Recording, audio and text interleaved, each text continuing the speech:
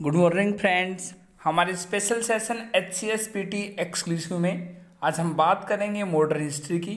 और modern history में आज बात करेंगे हम लखनऊ समझौता की।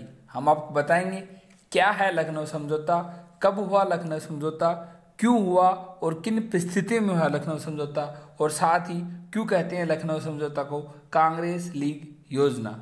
हम आपको बताएंगे विस्तार से और बताएंगे वन डे एग्जाम में अक्सर एग्जामिनर आपसे कैसे क्वेश्चन पूछेगा लखनऊ समझौता से।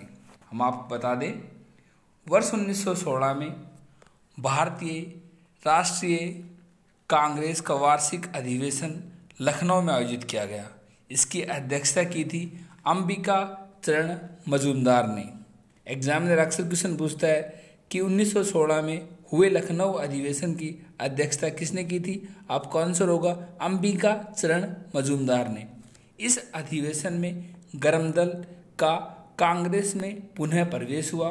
इस अधिवेशन की दूसरी सबसे अहम उपलब्धि थी लखनऊ समझौता। इस अधिवेशन में कांग्रेस व मुस्लिम लीग एक दूसरे के करीब आ गए तथा दोनों ने सरकार के समक्ष अपनी समान मांगें प्रस्तुत की। यही था लखनऊ समझौता, इसीलिए इसे कहा जाता है कांग्रेस लीग योजना। हम आपको बता दें लखनऊ समझौता के तहत कांग्रेस ने मुसलमानों के लिए प्रथम बार पृथक निर्वाचक मंडल की मांग को स्वीकार कर लिया था, जो मुस्लिम लीग के लिए एक सकारात्मक उपलब्धि थी क्योंकि कांग्रेस अब तक इसका विरोध करती आ रही थी। वहीं डॉक्टर रमेश चंद्र मजूमदार ने लखनऊ समझौते की कटु आलोचना करते हुए लिखा कि परवर्ती घटनाओं की पृष्ठभूमि में निसंदेह रूप से ये कहा जा सकता है कि 1916 में कांग्रेस द्वारा लखनऊ समझौता करने के निर्णय ने वस्तुतः ये नींव डाली जिसके ऊपर 30 वर्षों बाद पाकिस्तान का निर्माण किया गया। हम आपको बताते हैं अब विस्तार से कि मुस्लिम लीग ने भारतीय राष्ट्रीय कांग्रेस के समीप आने के क्या कारण थे और क्यों मुस्लिम लीग ने किया लखनऊ समझौता। 1912-13 में बाल्कन युद्ध में ब्रिटेन ने तुर्की की सहायता करने से इनकार कर दिया। इसके आगे इस युद्ध के कारण यूरोप में तुर्की की शक्ति क्षीण हो गई तथा उसका सीमा क्षेत्र संकुचित हो गया। हम आपको बता दें ब्रिटेन ने जो बाल्कन युद्ध हुआ था 1912-13 में, उसमें तुर्की की मदद करने से मना कर दिया और इस तरह तुर्की की सीमा क्षेत्र पे कब्जा हो गया और उसका शासन कम हो गया। इस समय तुर्की के शासक का दावा था कि वह सभी मुसलमानों का खलीफा है। तुर्की उस वक्त दावा करता था कि वह सभी मुसलमानों का खलीफा है। भारतीय मुसलमानों की सहानुभूति तुर्की के साथ थी। ब्रिटेन द्वारा युद्ध में तुर्की को सहयोग न दिए जाने से भारतीय मुसलमान रुष्ट हो गए और परिणाम स्वरूप लीग ने कांग्रेस से सहयोग करने का निश्चय किया, जो ब्रिटेन के विरुद्ध स्वतंत्रता आंदोलन चला रही थी। हम आपको बता दें 1912-13 में बाल्कन युद्ध चल रहा था, उसमें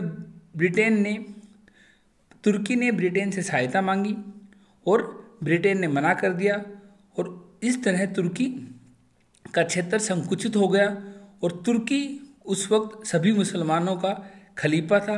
इसलिए भारतीय मुसलमान नाराज़ हो गए ब्रिटिश सरकार से कि इन्होंने तुर्की की मदद नहीं की। ये भी एक कारण था। इसके अलावा ब्रिटिश सरकार द्वारा अलीगढ़ में विश्वविद्यालय की स्थापना करने एवं उसे सरकारी सहायता देने से इनकार करने पर शिक्षित मुसलमान रुष्ट हो गए। ब्रिटिश सरकार ने कहा था कि अलीगढ़ में एक विश्वविद्यालय हम बनाएंगे और उसकी स्थापना करेंगे और उसको सरकारी सहायता देंगे। 1916 में ब्रिटिश सरकार ने मना कर दिया। इस तरह शिक्षित मुसलमान थे वो भी ब्रिटिश सरकार से रुष्ट हो गए। इसके अलावा बंगाल विभाजन जो कि लॉर्ड कर्जन द्वारा किया गया था, बंगाल विभाजन को रद्द करने जो कि 1911 में रद्द कर दिया गया था, उन मुसलमानों को घोर निराशा हुई जिन्होंने 1905 में इस विभाजन का जोरदार समर्थन किया था। मुस्लिम लीग के तरुण समर्थक धीरे धीरे सशक्त राष्ट्रवादी राजनीति की ओर उन्मुख हो रहे थे तथा उन्होंने अलीगढ़ स्कूल के सिद्धांतों को उभारने का प्रयत्न किया। 1912 में लीग का अधिवेशन कलकत्ता में हुआ। लीग यानी मुस्लिम लीग।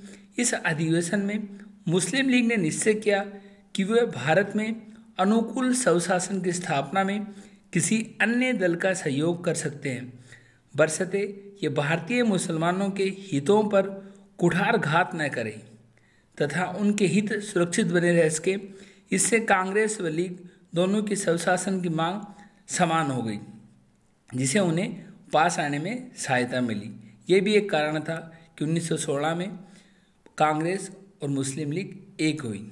इसके अलावा प्रथम विश्व युद्ध के दौरान जो उस वक्त चल रहा था कि प्रथम विश्व युद्ध के दौरान यानी फर्स्ट वर्ल्ड वॉर के दौरान सरकार की दमनकारी नीतियों से युवा मुसलमानों में भय का वातावरण व्याप्त हो गया था। जहां मौलाना अबुल कलाम आज़ाद के पत्र, हम आपको बता दें,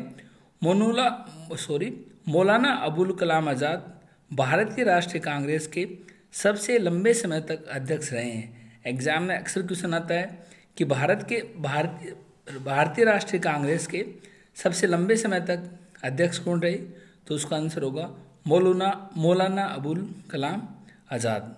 इसके अलावा युवा मुसलमानों में भय का वातावरण व्याप्त हो गया था, जहां मौलाना अबुल कलाम आज़ाद के पत्र अल हिलाल तथा मोहम्मद अली के पत्र कामरेड को सरकारी दमन का सामना करना पड़ा था।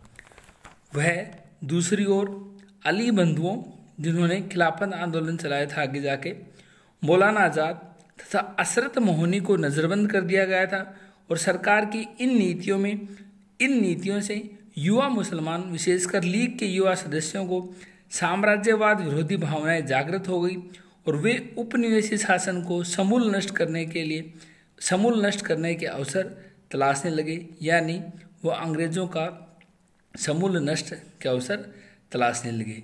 ये सभी कारण थे जिससे कि कांग्रेस और मुस्लिम लीग एक हुए और जिसे कहा जाता है लखनऊ समझौता। हम आपको बता दें, अल हिलाल अबुल कलाम आज़ाद का जो ये पत्र है, ये भी एग्जाम पॉइंट से इम्पोर्टेंट है। और अबुल कलाम आज़ाद के बारे में हम बताया कि भारतीय राष्ट्रीय कांग्रेस के सबसे लंबे समय तक अध्यक्ष रहे अबुल कलाम आज़ाद। इसके अलावा हमने बताया कि किस तरह मुस्लिम लीग धीरे धीरे मोहभंग होता गया ब्रिटिश सरकार से और इसलिए उन्होंने कांग्रेस के साथ समझौता किया। और दूसरी सबसे बड़ी बात कि कांग्रेस ने उनकी पृथक निर्वाचक मंडल की मांग को भी स्वीकार कर लिया था और इस तरह हुआ लखनऊ समझौता 1916 में। और 1916 में कांग्रेस की मीटिंग हुई, जिसकी अध्यक्षता की थी अंबिका चरण मजूमदार ने। एग्जाम में अक्सर क्वेश्चन आता है कि 1916 में लखनऊ समझौता के वक्त कांग्रेस के अध्यक्ष कौन थे, वो थे अंबिका चरण मजूमदार। हमारे आज के सेशन में इतना ही। कैसा लगा हमारा सेशन लिखे कमेंट बॉक्स में। हमारे सेशन को लाइक अपने दोस्तों के साथ शेयर कीजिए। Thank you.